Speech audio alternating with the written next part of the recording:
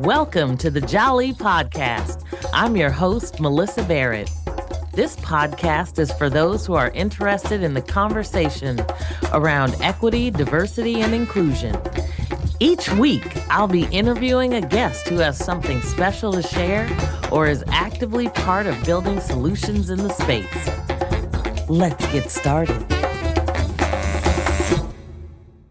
Well, as you know, the National Association for the Advancement of Colored People, or NAACP, as many of you know it, was formed partly in response to the horrific practice of lynching and the 1908 race riot in Springfield, Illinois. The NAACP since then has played a critical part in this nation's civil rights movement. Many of you are aware of many activities that the NAACP pursues, both nationally and locally. My branch in Stockton, California, covers all of San Joaquin County, and they had the opportunity to engage a group of interns from San Joaquin Delta College who were attending a social justice class under Professor Evan Wade. I was pleased to participate in the short internship program, and as a result, we decided to have some of the interns come on the Jali podcast to discuss the project that they worked on. The project was advocating for healthy options at the checkout of a grocery store. And maybe you will be as surprised as I was to learn that there really is little to no ordinances that encourage grocery stores to have healthy options at the checkout. I know some stores do it voluntarily, but there are many stores that do not. And we all know that feeling when we stroll through the grocery store, navigating the aisles with good intentions, carefully selecting fresh produce, wholesome grains, and nutrient-packed foods for a balanced diet. But suddenly, as we approach the checkout lane, temptation strikes. And heaven forbid I have a small child with me that's the perfect height to peruse the candy as we stand there waiting for the checkout line to move. So today, I'm happy to have a diverse set of students who participated in the internship, and they are here to discuss this important topic. I have Josefina Gomez, who you will hear first, and then you will hear a variety of other voices: Siena Geach, Tania Mora, Calvin Brice, and I'm pleased to have Lajuana Bivens. She is the NAACP California-Hawaii State Conference Director, along with Robert Bobby Bivens, who is the president of the NAACP Stockton branch. Welcome. I am excited to have a conversation this week with a number of Delta College students, San Joaquin County, and we are excited to talk about healthy options at the checkout. So they have done an internship with the NAACP and Stockton branch, and we are excited to hear about your perspectives on healthy options at the checkout. I was actually surprised when we started talking about this that California is not more compliant with trying to ensure that people have healthy options. So we want to talk about what that means, what your experience is, and you all give us some perspective on your interaction and your thoughts about healthy options at the checkout of a grocery store. So we're talking about how do we make sure that we have healthy options. So I'm just going to kick it off, and you guys feel free to jump in here as we talk. But let's just talk about, why do we even need healthy options at the checkout? Because I think most people go to the grocery store or to a convenience store and they're buying things. And, of course, my grandson always has some piece of candy he wants at the checkout. But why do you think this is so important for you personally to talk about healthy options at the checkout? So I'm happy to get it started. I know from my own experience, some of the biggest struggles has been when I was raising my children and going through the checkout. Grocery shopping with little ones is always a bit of a challenge. And very often, you try and plan everything, hope they nap a little in the cart, do all kinds of things, try and avoid those general aisles where you really don't need anything or zip through them quickly. But when you're at the checkout, number one, it's at the end of your trip. So usually the kids are at the end of their rope, right? They've been patient the whole trip at the grocery store. Now they're at the checkout stand and they are done. And unfortunately, you're a captive audience. When you're in the checkout lane, you can't just move along when they are looking at those bright colored packages of, salty and sugary sweets. And so it's really a challenge for a lot of parents not to give in at that point and just say, okay, we made it through the whole store. I'll go ahead and get, Junior something just to be able to not have a meltdown at the check stand.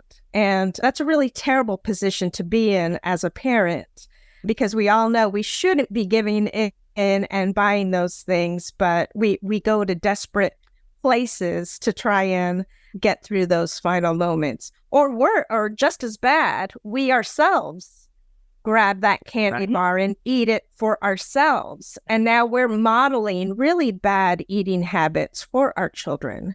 So I really think parents would truly benefit to have some healthier options in that checkout lane, at least one lane that they know they can go to, where even if their little ones are about to have that final meltdown, they can have something nutritious to hand to them that they can nibble on those final moments when they're going through the check stand.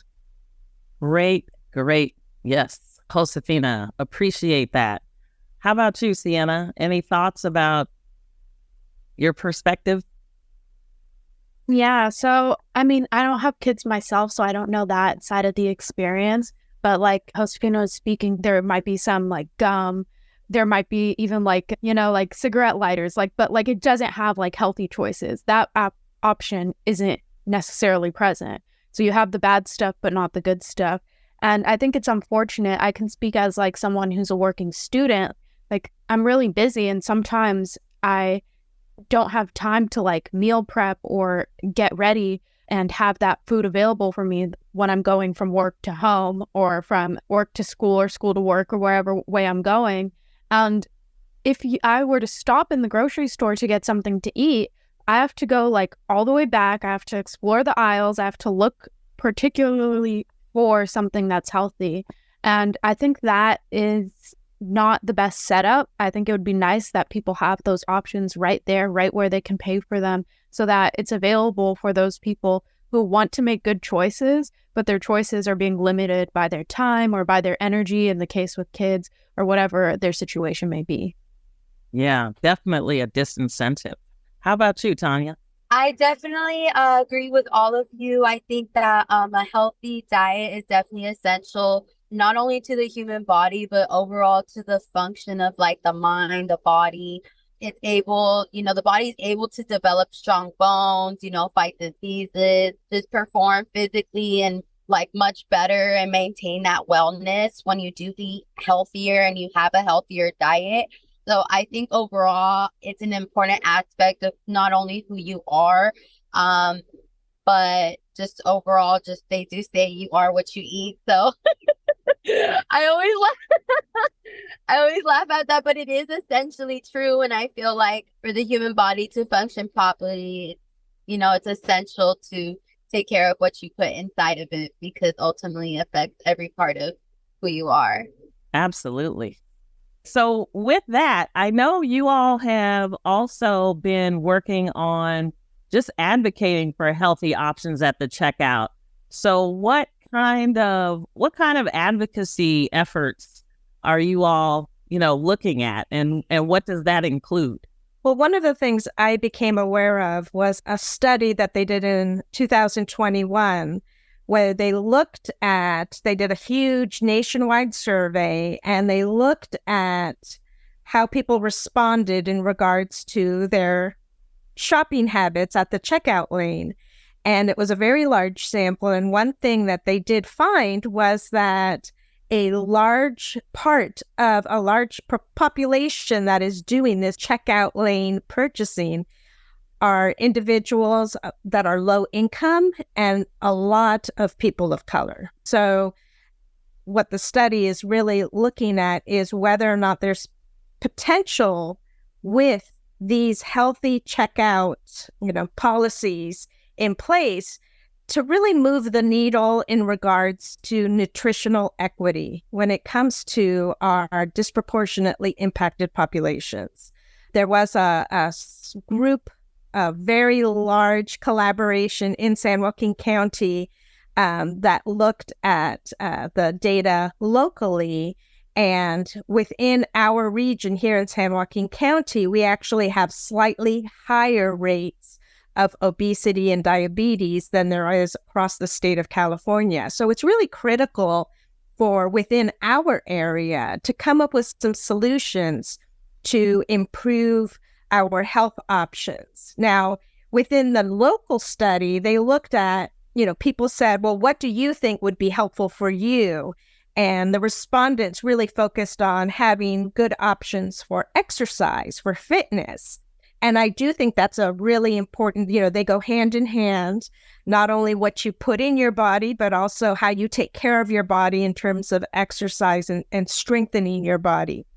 But that focus was not part of this overall group. And so given that there's some other locales that have looked at the healthy checkout option, we're looking at creating a similar ordinance. And I think one of our other participants can give a little more background on those other ordinances within the state of California.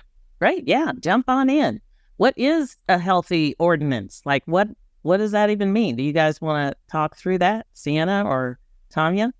Yeah, in our research, we basically saw there was two cities in California that have done this already. First was Berkeley, then followed by the city of Paris, which is in Southern California and is a bit inland. And both of them had, first of all, the parameter of store size. So that is something that we really talked a lot about with the other students, because we don't want to negatively impact small stores that maybe are having these checkouts because they can't afford to get the better product, or they don't know how to, and they don't have the resources to figure that out. So that was a big consideration for us. So in these ordinances, their standard was 2,500 square feet. So that was a consideration. And they also listed some potential healthy checkout foods. And they also had standards within those checkout foods for what made them healthy, based on nutritional facts. And so what we came up with was that we are requesting an ordinance that essentially encourages every grocery store to start with just one lane where they have these healthy options available. So then the customers will be able to choose that lane if they want to. And then by having that one lane, they can kind of get used to this idea. And then in time, see what the customer response is. And we are hoping that because of the natural inclination to try a new thing, if it means bettering yourself, that it'll encourage the stores to then realize it wasn't so hard to get that one lane. Hopefully we can get more, or if we can just get, a different ordinance over time. But some of the things that we discussed for being the healthy food choices were things like fresh fruit, dried fruit, nuts and seeds, cured proteins, and veggie chips. So we're thinking very much like shelf-stable foods that are healthy and that do have nutritional value, but that can also be recognizable to people, and people are going to want to seek out, and that even within that have a variety, because you have like the proteins with the nuts and the cured proteins, but you also have like vitamins and fruit. And so there's a lot of different options within choosing healthy. And I think a lot of people don't necessarily realize that. So that was our thought process, is to really follow in the steps of those ordinances in targeting the bigger stores first, and also asking to start small and then to hopefully grow with time. That's fantastic. So I know when we talk about healthy foods, most of the kids are probably like rolling their eyes, right? So, but I think a lot of times we think eating nutritious is so challenging because of all the disincentives that we have in a grocery store, right? You know, unless you're walking around the outside of the grocery store, you're probably getting something that might be stuffed with preservatives or, you know, sodium or some other thing. And so, Tania, do you want to give a little bit more about some of the nutritional values we're talking about? Hello, everyone. My name is Tania. So I'm currently attending Delta College right now for just pursuing my law certificate. I do have my paralegal certificate, and I wanted to go for my bachelor's, but I just kind of wanted to expand my knowledge in this field. So I decided to go after my law certificate. So I'm hoping to either take the bar exam next year, the following year, and attend law school, or get my bachelor's and then take the bar exam and then go to law school. I'm not sure yet. I'm still in the midst of all of that. But I was born in Los Angeles, taken to Mexico, and raised there until I was about 5 years old.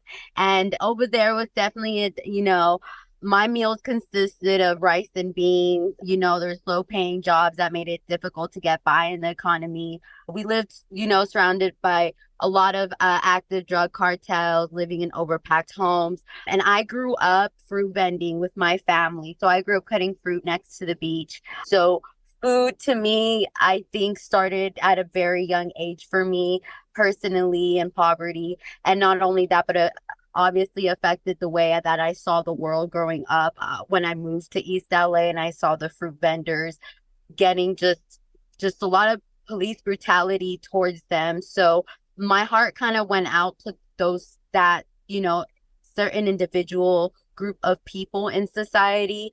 And the reason that it kind of ties into everything that I'm going to explain is because over time, I was able to see different aspects of my growth and my diet based off of what, I was raised with, based off of when I came to the U.S. And there was a lot of new things for me over here, a lot of healthier food options, lots of different options overall. But I'll get back on the topic. Sorry about that.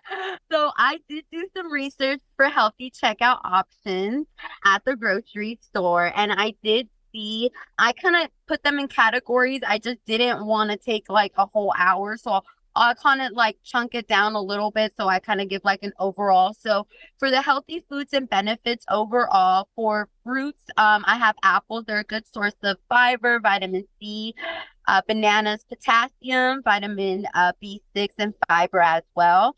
Avocados are good fiber, vitamin C, and potassium as well. Oranges, vitamin C, fiber. Strawberries, vitamin C. For meats, I lean towards 2 different meats. Lean beef would be a good source of protein. Chicken breast would as well be a good source of protein. For nuts and seeds, almonds, which I didn't know before, but it actually helps manage the heart rate when a person is under stress, which is pretty cool for me. Pretty cool fun fact I learned. For me, it helps improve thinking, as well as chia seeds. They provide fiber, magnesium, and also calcium as well. Walnuts provide fiber and various vitamins and minerals as well. Asparagus provides vitamin K. For the veggies, we have some broccoli, my favorite. with some cheese. Okay. Right. Okay. Some source of fiber and vitamin C. And yeah, I have a whole list as well. Just kind of, I'll throw in three more. So for fish and seafood, salmon contains protein, omega-3 fatty acids, and vitamin D. Shrimp, source of protein and vitamin B12. So just different things that I was able to research. And when I did do my research, I also found here where it's at. Okay, here we go. So I found nutrition charts based off of age groups. So the California Department of Aging nutrition chart, which you can find on aging.ca.gov, shows a nutrition chart of ages between, I believe, 50-year-old female or male and older, different meal plans that they can pursue to have this healthy diet. I also have the California Department of Social Services. For that website, it's the ecfr.gov, and that also has nutrition charts, meal patterns for infants ages birth through 11 months, ages 1 through 18 years old, and as well adults 18 and over. It all provides a nutritional chart based on that. And then lastly, I was able to do some research on organizations that advocate for healthy nutritional diets, and I found two that kind of really caught my eye. The first one was the Department of Education, the Nutrition Services Division. They administer the United States Department of Agriculture, the Food and Nutrition Services, and the Child Nutrition Programs and the food distribution in California. There's also another organization called Nourish California, which really caught my eye because it works with communities to guarantee that children, older adults, immigrants, and all citizens in California with low income that can access the food they need and they want at very like no cost to them. So that really caught my eye when I did research because, like I said, I come from that background. I have family in that background. I love where I came from because it's who I am now, and it's always going to be a part of who I am. So I definitely like to advocate for my people and all people. Awesome. Let's pause for a moment. We'll be right back.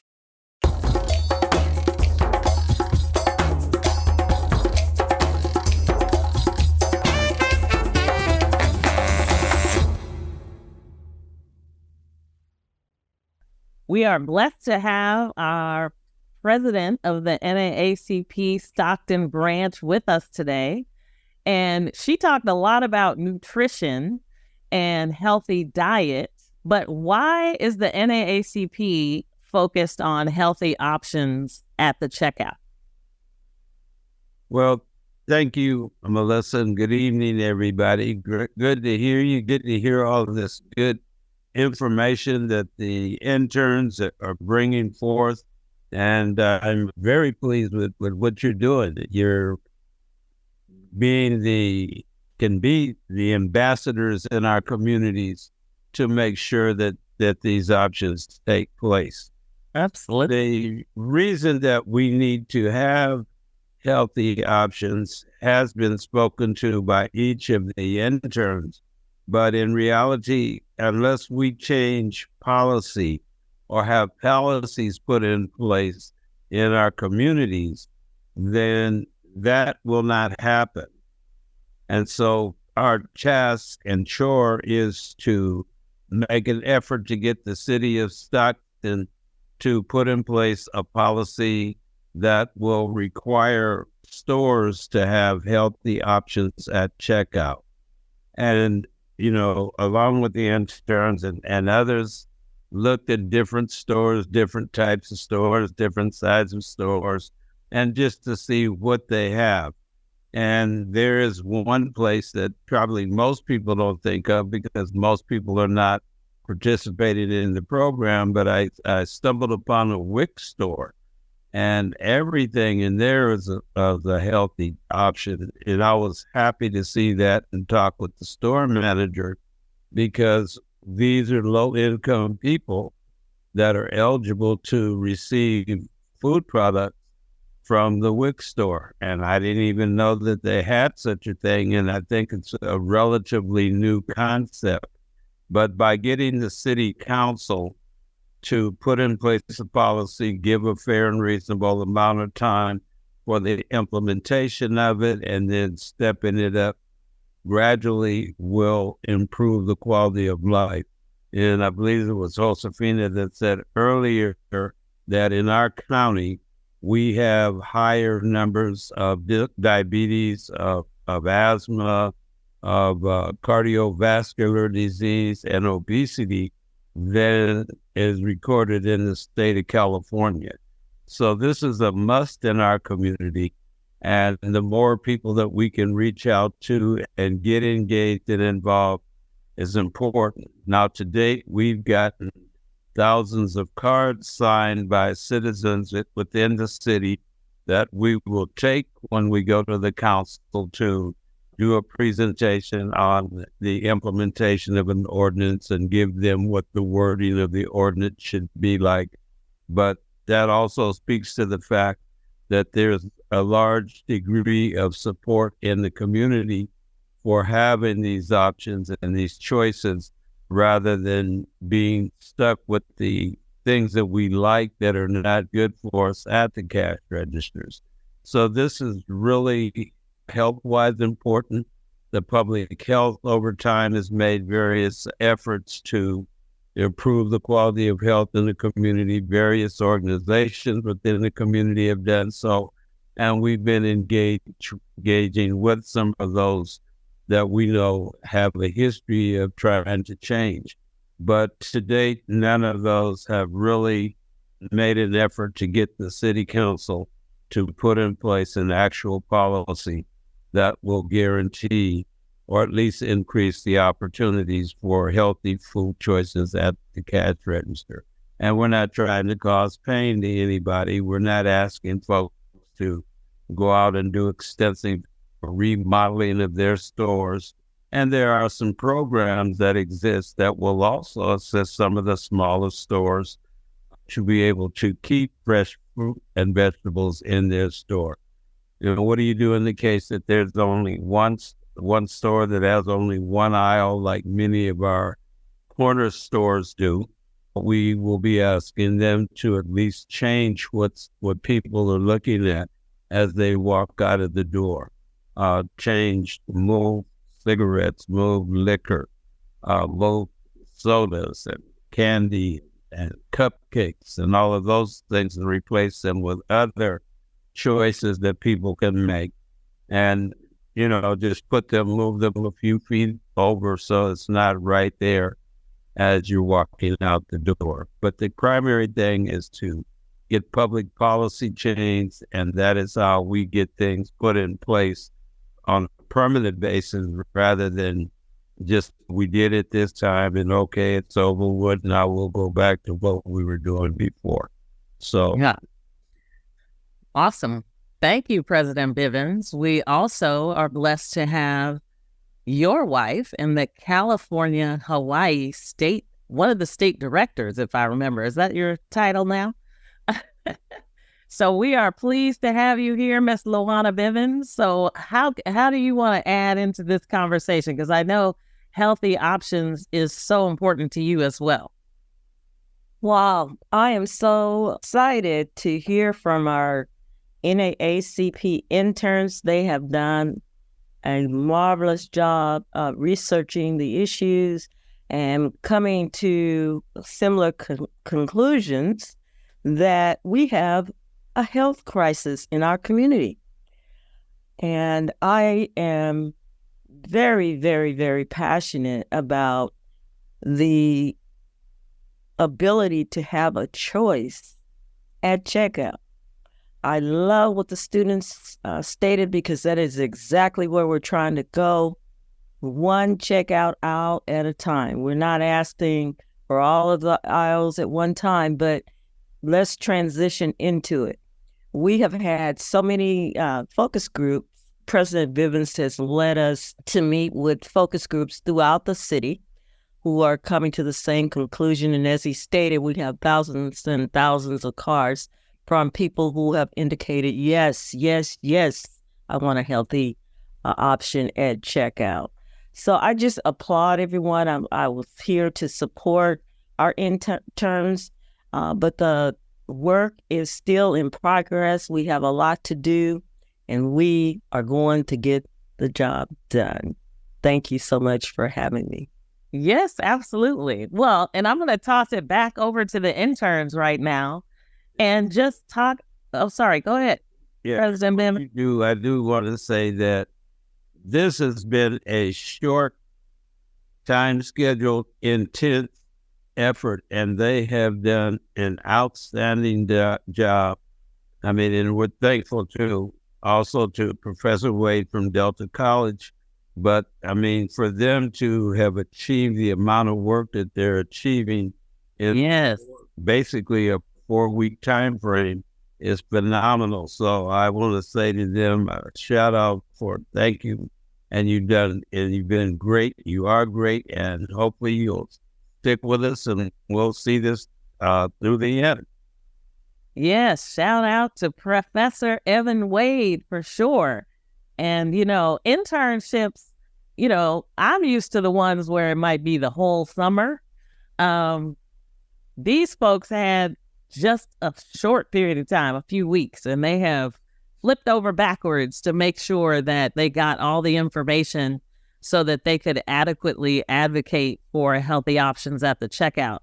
So I want to just toss it back over to the interns at this point to kind of talk about what it is that you want to say to people to really advocate for healthy options at the checkout. Because I think what happens a lot of times is we present something to the city council and maybe there's not a whole lot of support. There's not people there actually talking with you on the topic. So what do they need to know in order to engage, aside from the fact that people want, I think, to be healthy, but it's, sometimes really challenging. So are there things that you all would say to people to really advocate for healthy options at the checkout? Because like I said at the beginning, I'm actually really surprised that there's only 2 cities in the whole state of California that advocate a policy, that actually have passed a policy on healthy options at the checkout. You might be able to find, healthy options if you're at Whole Foods or Sprouts or something like that. But a lot of the other stores, it's just not as readily available. So what else can we say to engage people about healthy options at the checkout? Very often, I think people think healthy options means expensive. Like that's, code for pricey stuff. Even the 2 stores that, the 2 stores that you just mentioned, Sprouts and Whole Foods, don't tend to necessarily jump in people's minds if you're trying to, watch your budget necessarily. They tend to market towards a more upward bound, financially secure population. And in reality, so much of the healthy food actually is some of the best bargain you can get. And, a lot of it comes in its own packaging, right? A banana, an apple, you don't have to put any kind of preservative or anything on it. It comes in its own packaging, and it's almost always a matter of cents. It's not even $1 for one of those things. Whereas people won't think twice about going into, the 99-cent store or the Dollar Tree and buying a bag of apple chips. And to me, that just seems so counterintuitive because it's kind of good that they want to buy the apple chips, but you're paying for that processing, the preservatives, the packaging, when actually just buying the apple is cheaper and it's healthier. And so I think one of the things we really need to do is educate people with all that data that Tania was sharing about, the nutritional value of some really good food doesn't mean you're breaking your budget. In fact, it's probably cheaper than a lot of the things, if you go in the grocery store, a lot of those candy bars or Red Bulls, etc., are well over $1 or $2. So, that needs to be something that we educate our community about, that healthy doesn't mean expensive. And we're not even talking about the cost of your health, right? as someone who's battled health issues related to weight, it impacts your heart. It impacts like every part of you. Diabetes, all those extra expenses that people go through battling health conditions associated with obesity. Those are potential cost savings if we can just get everybody on board. And we need to make it easier for people. Food is everywhere, it's tempting everywhere. And if we can just provide them with one place that they know is a safe haven at the grocery store to go through and not have to, fight temptation, I think that's a really important message. Great point. Tania, I think you were going to say something. So I've been a part of my church in San Diego called the Rock Church for about, 25 since I was 14. So about a decade, a little over that. And what we would do is we would have food distribution. It started off like just at their store making pancakes for the homeless. And then we would set up a microsite for the church there. And then over time, we would do food distributions throughout like the city once we started building other churches.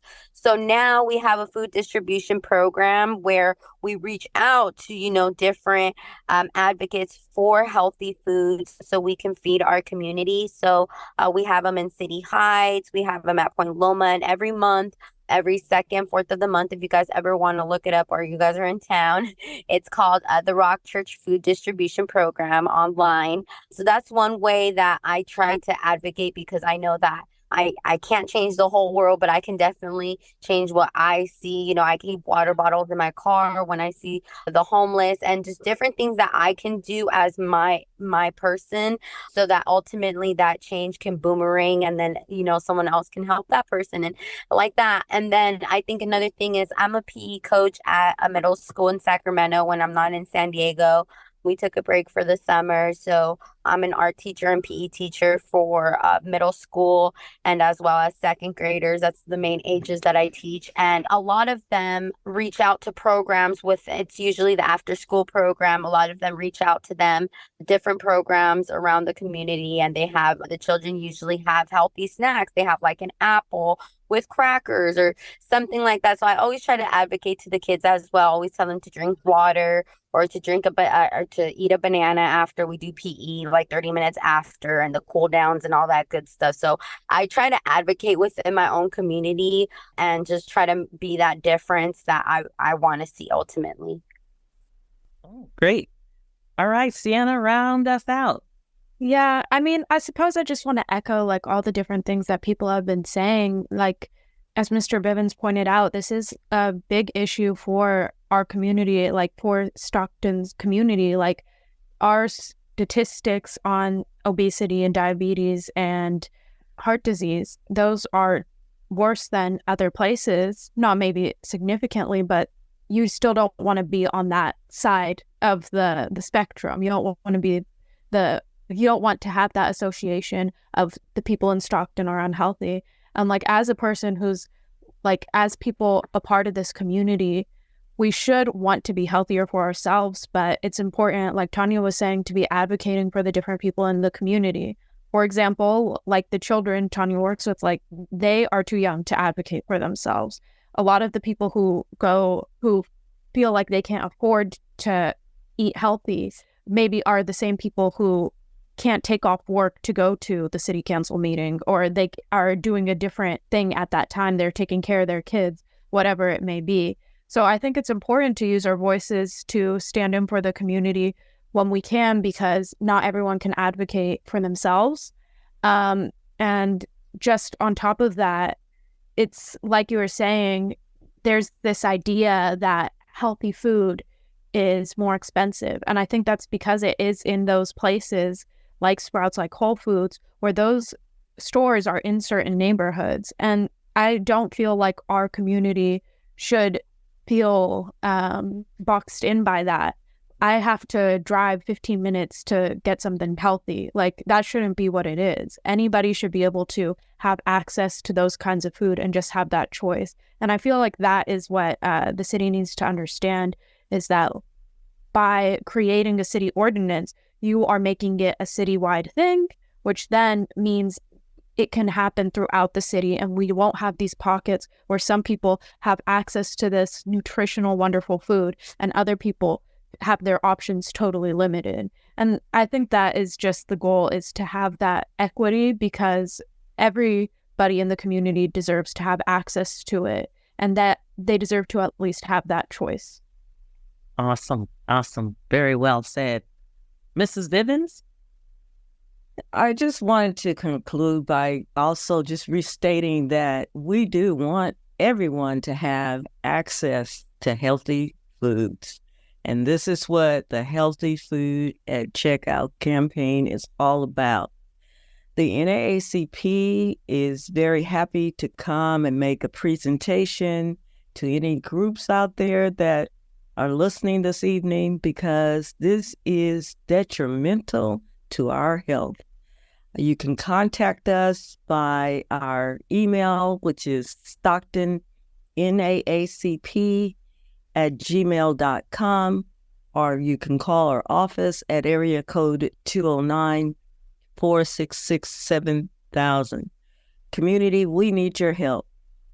We need your help. We have a crisis related to our health, and we all need to come together as a community to advocate to save lives.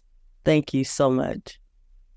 Well said. I do want to make one shameless plug, because I said I would, for harvesterfarms.org, which is a local nonprofit aiming to make Stocktonians local produce accessible to the community. And they literally, if you call them, they will come and give you fruit, donate it to the food bank. It's an amazing program. I didn't know anything about it, but was glad to hear it. As President Bivens mentioned, there are some great programs going on, great nonprofits doing great work. So I just want to give a shout out to Harvester Farms. So, President Bivens, since you are here, I will give you the last word. The last word is, we need you to support and show up at the city council meeting at the designated time, of which we don't have yet. We will be making a presentation to the legislative committee, but the whole council has to vote on this. And so we'll be reaching out again. We'll be sending out notices and asking people to come out and speak up on their own behalf, speak up and stand up. This is a civil rights issue. This is advocacy for our lives and our future. So thank you all. God bless you for the work that you've done. And I am very, very happy. Like I said, the interns really did some phenomenal work at an extremely short period of time. So summer school is not the ideal time, as we've learned, but they made it happen. So I want to give a round of applause to them. Thank you. Yes, absolutely. Well, I just want to thank you all for showing up and showing out to kind of get some attention on this significant issue. We didn't talk a lot about social determinants of health and how that even plays into this, but when President Bivens talks about this being a civil rights issue, you can imagine how it's compounded, as we talk about all those different aspects and perspectives of things that have gone on for so long to continue to impact those communities. So I just want to thank you all for joining me on the Jali podcast. I am excited to see what you all do and how this comes about, not only for the city of Stockton, but really for the state of California and the United States. I think this is a crisis that doesn't just hit Stockton, but I think as much as we can create some leadership in the space on advocating for healthy options at the checkout, I hope we will see things continue to move forward. So stay tuned for that. Check in with the NAACP. I know they're always looking for members. They didn't pay me to say that, but you can also become a member of the NAACP. So please join us in the fight for healthy options at the checkout. Support your local city council. And we look forward to hearing more about the progress of healthy options at the checkout. Thank you, guys. God bless you all. It was good to be here. Good to have y'all. Thanks. Drive safely. Thank you. Thank you, y'all. All right. I appreciate you guys. He's like, Cal, you coming out tomorrow? I said, no. I just finished up all my classes and my family is performing. I'm going to hang out and have dinner with the family, man. Nice. He's like, oh, yeah, do that. Because that's what, but that was directly connected to, that's what our surgery was behind. They're like, you don't have no drugs. You don't, we checking, they didn't check my blood for 3 days straight. They're like, we're looking for the dope. and so they said, African brother in. He was the last doctor that comes in to talk to me one-on-one. And I think it's something that we can't find through your blood. I said, man, what do you think it is? He said, you stressed. I said, what's your schedule like? And that was the first time, I can show you right now. I have a regular print calendar. I have the kind you put up and you write up all the dates. Then I have a small calendar in my bag. Like I don't know how to just sit still. I don't know how to work. I'm like, that's what God gave me this energy for. So I'm not going to waste it. He's like, how much time are you spending with your family? I hear your mission, but how much time are you spending with your children? Your mom, your dad? How much time are you spending enjoying your nieces and nephews? And we had a really deep conversation because, during the pandemic, a lot of folks start passing away, start transcending. So he's like, how much time are you spending on right now? Just the moment. Right. And you sound like you focused on stuff that ain't even here yet. Yeah. And you've been ignoring your health. You've been ignoring you. And I said, yeah, I said, man, me and my lady, we just separated after being together for 10 years, and we did it amicably. But once everybody was out of the house, it just took its toll. I was like, this is what, I don't work for money. I work for my family. I don't work so I can drive the fanciest car. It don't matter if my kids can't be in it with me. So that's where that transition, I said, it was my personal life, had taken us a toll. And again, just a microcosm. It was the choices I had to make health-wise. I started ignoring them. Not eating. I don't drink, so I'm not eating. I'm not drinking. I'm like, so your drug is work. Your drug is to distract yourself from the things that you feel like you can't control and solve right now. And I say all that to say, I think that's what happens. All of that life stuff, that's the checkout line. We got to make real quick decisions, in the process of getting ready to pay for what you came for. Right. And that's how life really works. Like in the process of you trying to get your degree or trying to achieve that position at your job, you got a marriage at home. You got children, like other things, stuff you're trying to, the whole reason why you're even trying to be successful at this job, that's how I look at how we joke about it, like don't go to the grocery store hungry. Is the same as don't go looking for a job when you're broke. You know what I'm saying? Have a job before you go to the next. Yeah. You're just going to take what's there. So if you go to the grocery store hungry, get a Snickers, son. Grab that soda. Because we're hungry. We want to fulfill ourselves right now. And they take advantage of that in the checkout line because they know that's what most people don't go grocery shopping for what they're out to eat in the moment. They do that in the checkout line. I'll grab a bag of chips. I'll grab a Snickers. I'll grab a soda. That's all right there. Right? Because I can't wait until I get home and then cook. I need a fridge, right? Yeah. And so it's like, how do we address the psychology of us? How do we talk about what we're going through? The corporation, I'm in charge. The libertad, I'm liberated. Like, no, man, no. If I only got $1 and I choose to go to McDonald's to get something off the 99-cent menu versus spending that $1 to give me an orange, that's on me. Right. Yeah, those are the choices that either give us freedom or tie us back into the system. I just went to bring it all the way back to, that's why your checkout line is so important. Because if you know that the poison that they feed you is how they control you. So if you want to change anything, and you can tell them, hey, if you want to eat correctly, what is the one program they took from the Black Panther Party that they still have to this day? The food program, the breakfast program. Because if you feed people correctly, they will follow. Yeah. You clothe people, they will follow. You house them, they will follow you. So that whole mission right there is deeper. That's why when I heard it, I was like, ooh, okay, that's a good shot right there. Because you're talking about people deciding to educate themselves, to feed themselves and their families, to be healthier, all which means that you're going to live longer. You're going to make other healthier decisions. All of that healthy checkout line is the grocery store. A hospital is an extension of what you believe your community is going to become. Right. You see what I'm saying? Yeah. So that's why I say when I first heard it, I was like, oh, I was intrigued. But you know, it always frightens me when our young people are just completely clueless. So I think we have to be eloquent, you know, and we have to articulate it, but we need to do it from a standpoint where we're not being passive, where I'm not saying this to you because I'm going to keep coming to the store. I'm saying this to you because this is the introduction of our relationship ending in the way that it's been going. I ain't saying I don't want to have a relationship with grocery stores. I'm saying this relationship is toxic. You're intentionally feeding me bad information. You're intentionally giving me bad and I'm not saying this the words. I'm talking information that's in the food. When I bite it, that information is going to my DNA. That's bad information. You're well aware of that is bad information. We don't have to bring holistic doctors out. We don't gotta.